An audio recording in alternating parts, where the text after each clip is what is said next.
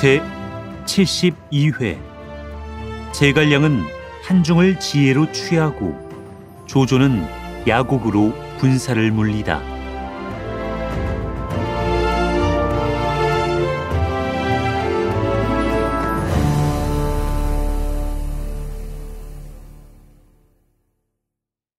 서왕은 왕평이 굳이 간했건만 끝내 듣지 않고 군사를 끌고 한수 너머로 건너가서 영체를 세웠다.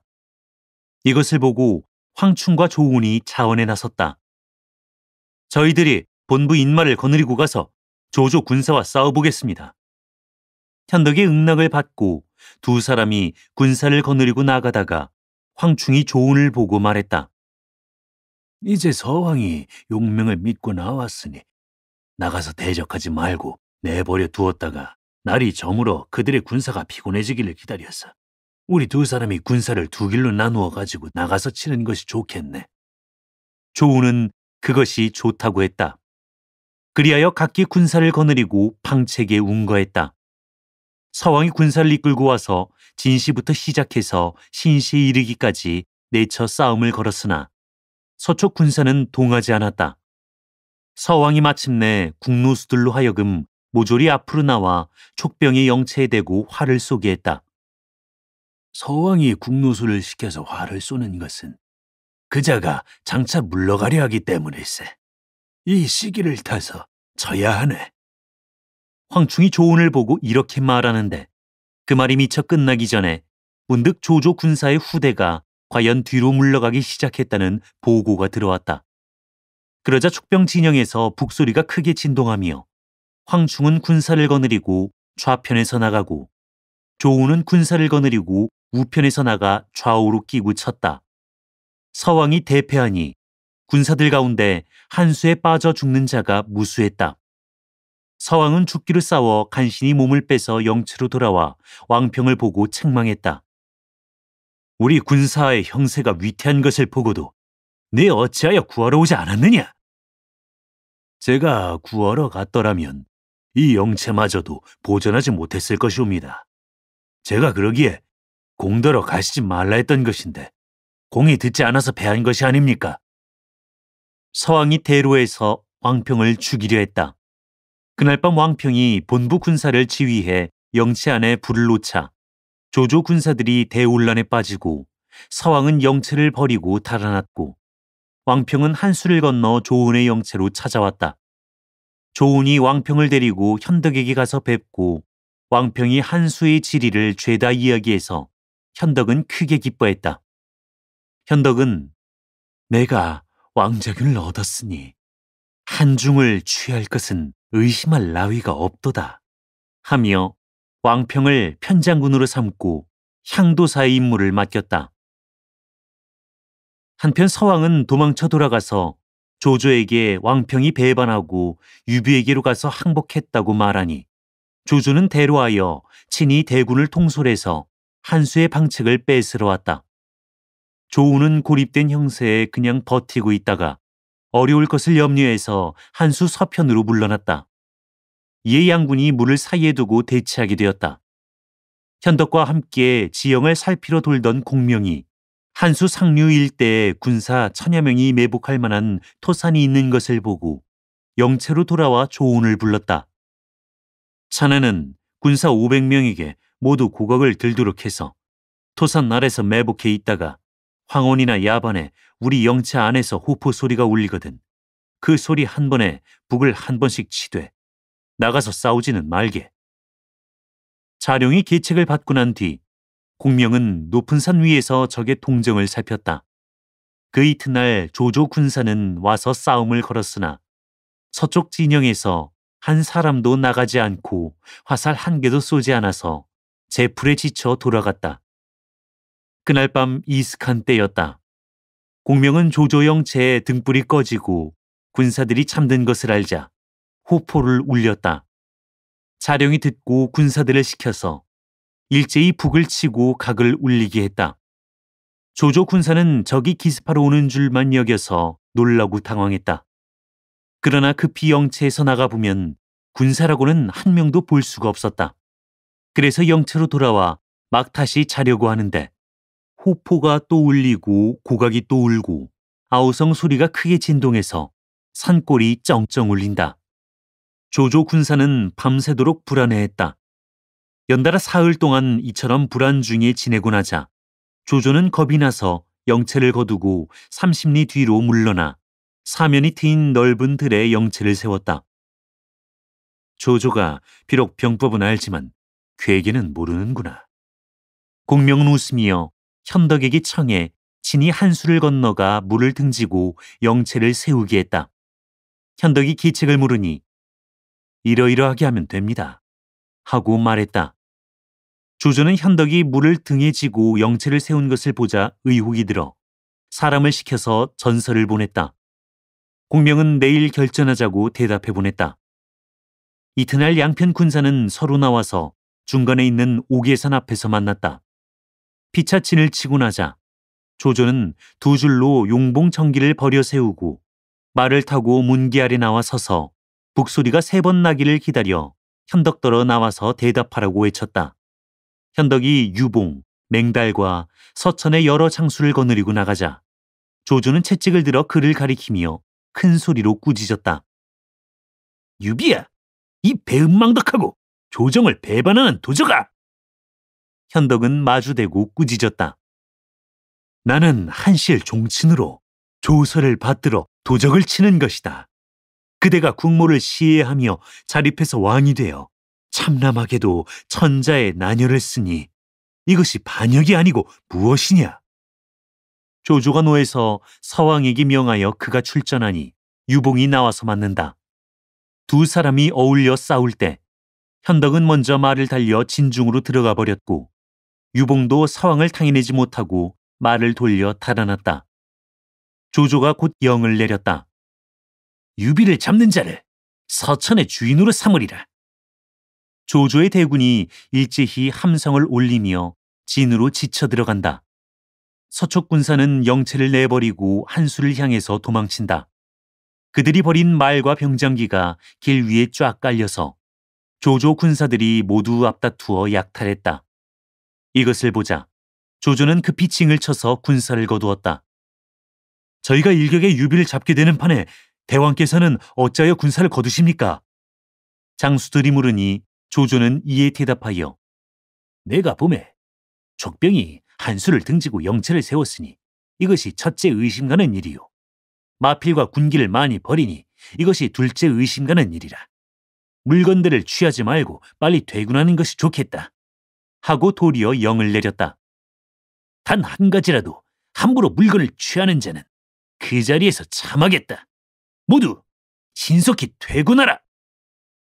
조조 군사가 바야흐로 발길을 돌리려 할 때 공명이 군호하는 길을 번쩍 들자 현덕의 중군이 군사를 거느려 지쳐나오고 황충은 좌편에서 지쳐나오고 조우는 우편에서 지쳐나온다. 조조 군사는 그대로 무너져 도망쳤다. 공명은 밤도와 그 뒤를 쫓았다.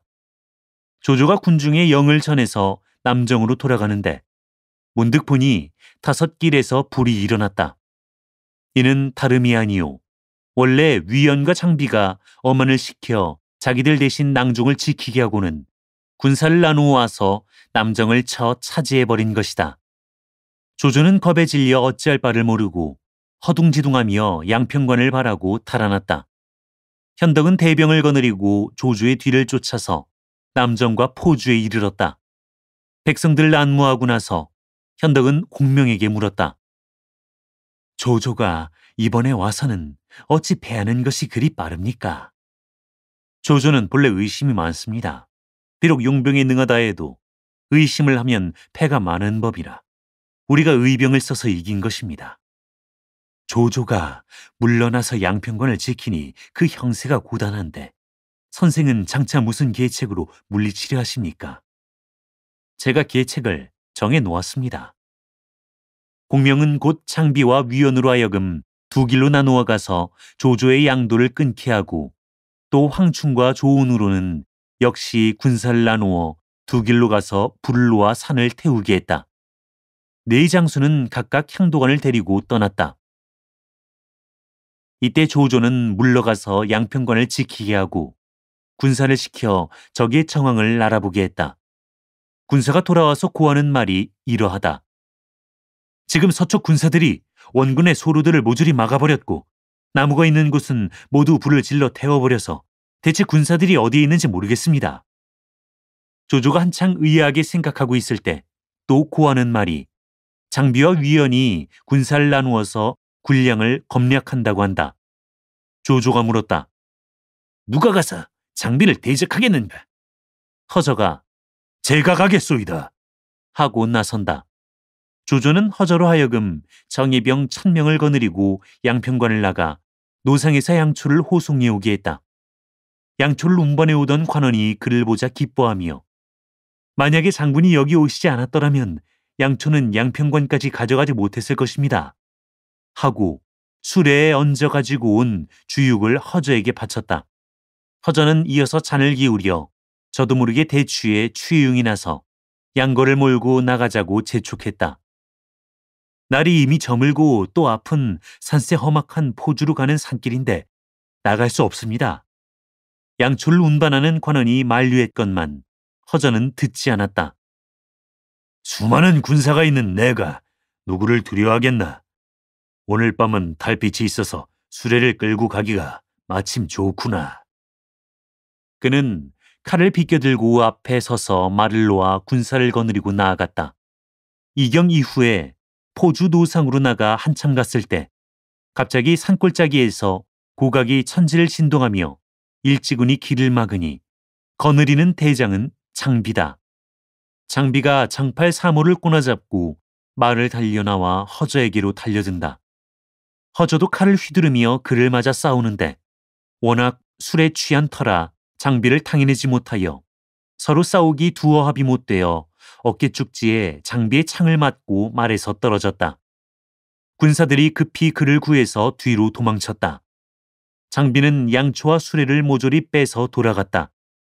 이때 여러 장수가 허저를 보호해 돌아가서 조조에게 보이니 조조는 의사를 시켜서 그의 금창을 치료해 주는 한편 친히 군사를 거느리고 현덕과 결전하러 나왔다. 현덕도 군사를 이끌고 나갔다. 양편이 서로 진을 치고 나자 현덕이 유봉을 출전시키니 조조가 노해서 신 팔던 아이놈이 매양 얻어다기는 자식을 시켜서 싸우게 하는구나. 내 만약 노랑 수염난 아이를 불러오는 날이면 네 놈이 얻어온 자식은 장산적이 되고 말 것이다. 하고 욕한다. 유봉은 대로하여 창을 꼬나잡고 말을 풍우같이 몰아 곧바로 조조에게로 달려들었다. 그러나 조조가 서왕을 시켜서 맞아 싸우게 하자 유봉은 거짓으로 패해서 달아났다. 조조가 곧 군사를 휘몰아 그 뒤를 쫓는데 이때 촉병 영중에서 호포 소리가 사면에서 일어나며 고각이 일시에 울렸다. 조조가 복병이 있을까 두려워서 영을 내려 급히 군사를 몰리니 조조 군사들이 서로 짓밟아서 죽는 자가 극히 많았다. 그대로 말을 달려 양평관까지 돌아가서 겨우 한숨 돌리는데 이때 촉병이 성 아래로 쫓아 들어와서 동문에 불을 지르고 서문에서 고함치며 남문에 불을 지르고 북문에서 북을 친다. 조조는 겁이 더럭 나서 관을 버리고 달아났다. 촉병이 그대로 뒤를 몰아쳤다. 조조가 한창 말을 달려 도망치는 중에 앞에서는 장비가 일지군을 이끌고 나와서 길을 끊고 뒤에서는 조운이 일지군을 휘몰아 쫓아오며 또 한편 황충이 군사를 거느리고 포주 쪽에서부터 지쳐 들어온다. 조조는 대패했다. 모든 장수가 조조를 보호해서 혈로를 뚫고 달아났다. 겨우 도망쳐 야곡 경계 어귀에 이르렀을 때 호련 천면에 티끌이 자욱하게 일어나며 일지군이 들어온다. 이 군사가 만약 복병이면 나는 끝장이다.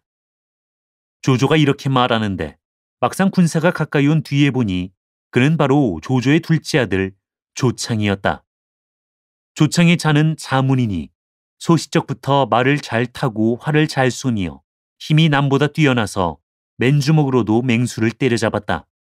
일찍이 조조가 그를 경계해서 네가 글은 읽지 아니하고 활 쏘고 말 타기를 좋아하는데 이는 필부의 용맹이라 무엇이 자랑거리가 되겠느냐 하고 말하니 조창은 사내 대장부면 마땅히 위청과 곽거병을 배워 사막에서 공을 세우며 수십만의 무리를 거느리고 천하를 한번 횡행해 볼 일이지.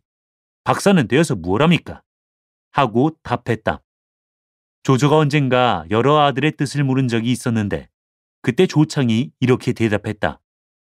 저는 장수가 되겠습니다. 장수 노릇을 어떻게 하겠느냐.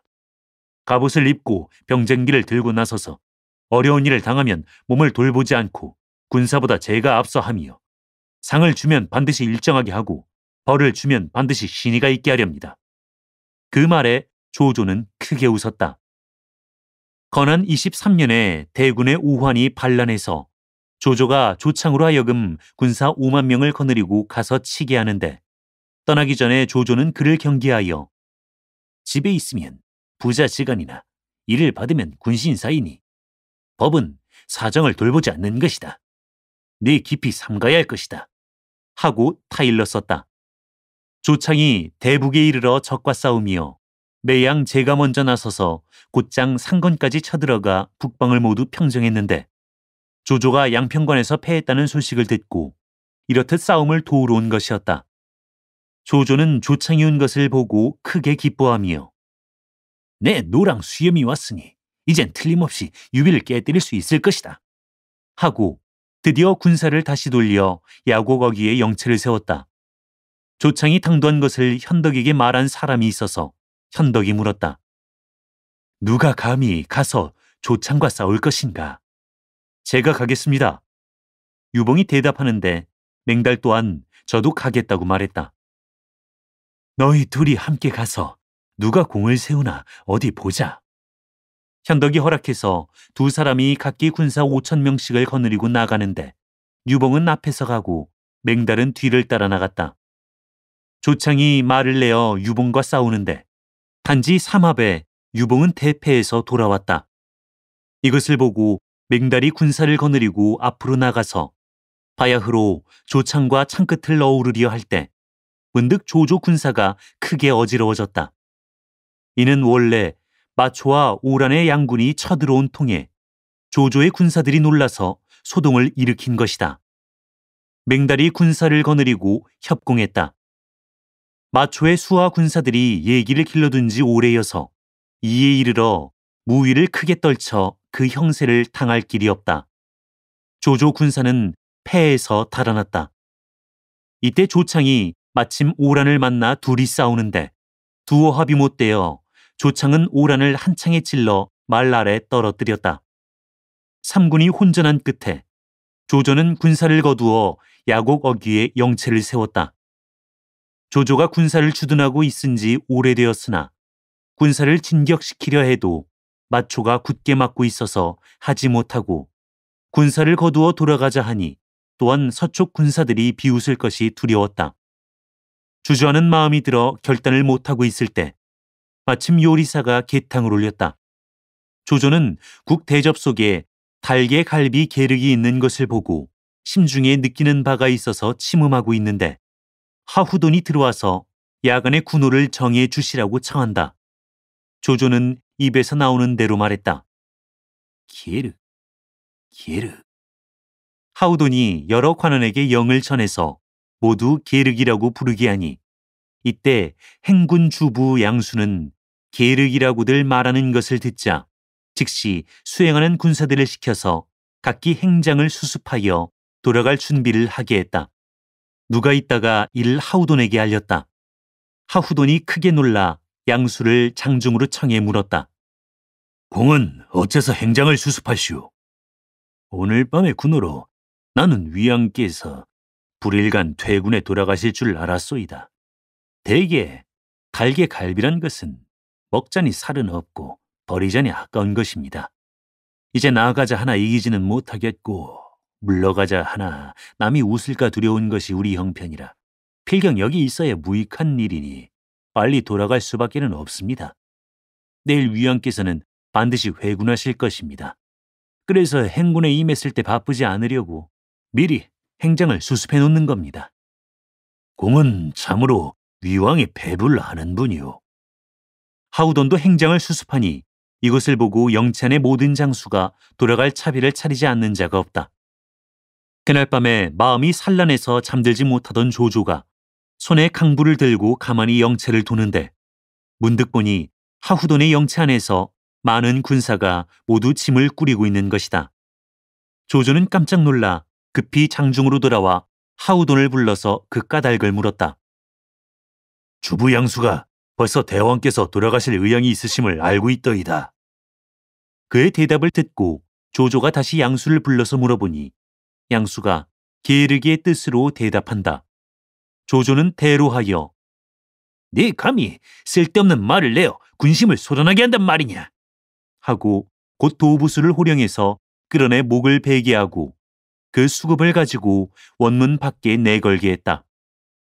원래 양수의 사람됨이 제 재주를 믿고 너무 방자해서 여러 차례 조조의 비위를 거스르게 했었다.